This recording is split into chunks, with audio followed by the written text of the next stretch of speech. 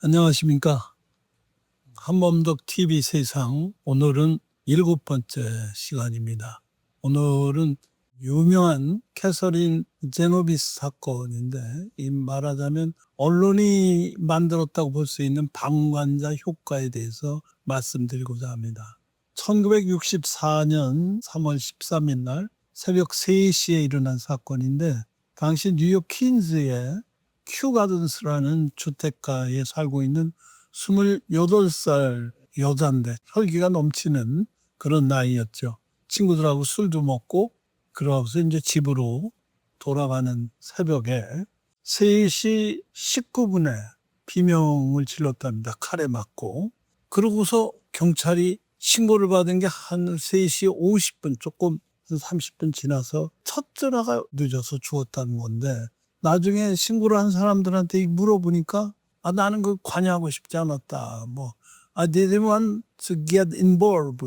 나는 관여하기 싫었다 하는 방관자적인 말을 한 것이 굉장히 유명한데, 사실 이 제노비스의 죽음은 그의 뉴욕시에 일어난 살인사건 636건 중에 하나였지만, 특히 이게 유명하게 된 것은 이 제노비스라는 여자가 죽은 지 2주 뒤에 뉴욕타임스 1년 머릿 기사로 주택가의 한가운데 어떤 여인이 칼에 찔렸는데 38명이 창가에서 그 죽어가는 모습을 보고도 방관만 한 끝에 죽었다라는 기사가 나와가지고 온 세상이 발칵 뒤집힌 거지요.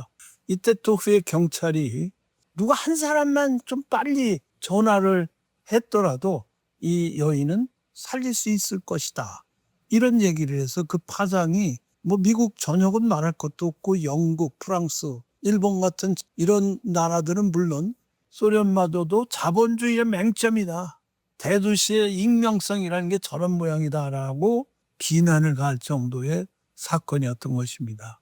그래서 많은 학자들이 이 방관자 효과에 대해서 대도시가 정말 이런 것이냐는 연구가 잇따르게 됐습니다. 하는 사람이 연구하기를 그 사건 현장을 하나만 봤던들 이 사람 신고를 해서 살렸지 않았을까.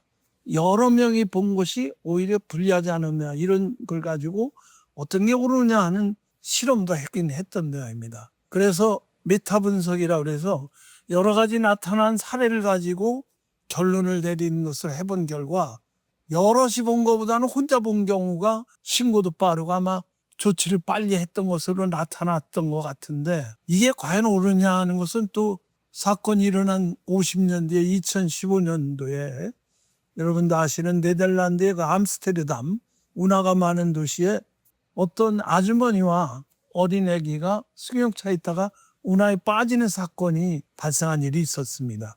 그런데 그때 많은 사람이 방관하는 게 아니라 즉각적으로 여러 사람이 뛰어들어서 4사람이 아마 직접적으로 누가 또 벽돌까지 줘가지고 그 물에 빠져가는 차에 유리창 안에서 아기도 살려내고 아기의 엄마도 살려내는 기가 막힌 일을 벌어졌다.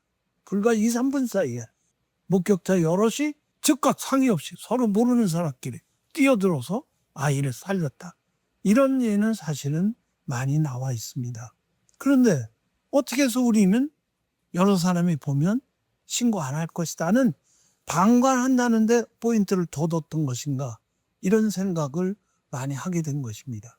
그래서 이 제노비스가 죽은 지 10년 뒤에 그 아마추어 역사가가 큐가든스에 이사를 온 모양인데, 이분이 조지프 메이라는 사람인데, 이 브레그만이라는 휴먼 카인드를 쓴 작가에 의하면 이 조지프 메이가 그 사건, 10년 전의 사건을 당시 신문기사, 경찰 기록 모든 걸 가지고 꼼꼼히 다시 살펴봤다는 겁니다.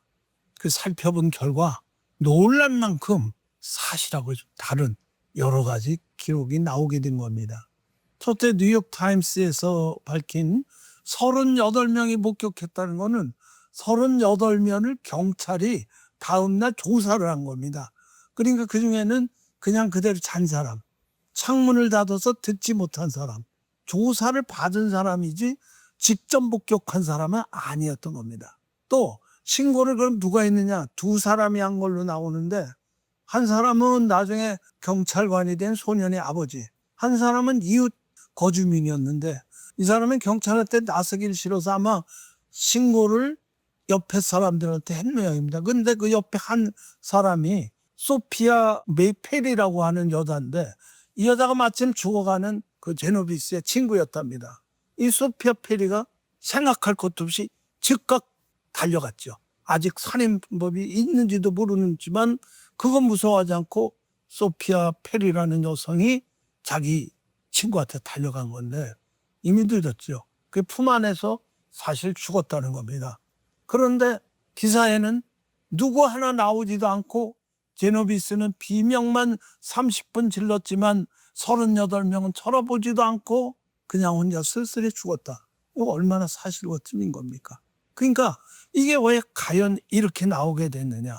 모두가 방관한 거냐?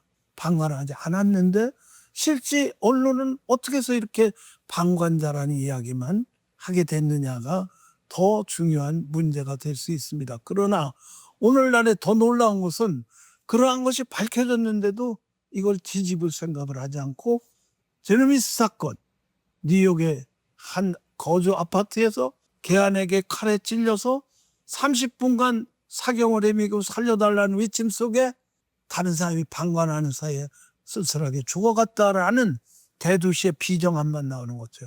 이게 얼마나 잘못된 겁니다. 사실은 많은 사람이 암스테르담의 운하사건처럼 즉각 끼어들어서 살리는 이런 사람들의 본성이 있는데 어떻게 이걸 무시했느냐 이거죠. 더 놀라운 것은 그 제노비스가 죽은 지 5일 뒤에 텔레비를 훔쳐가는 도둑을 잡았는데 이 사람을 잡아서 신문을 내보니까 사람까지 살해했고 결국 제노비스도 이 사람이 살해했다는 것이 밝혀졌습니다.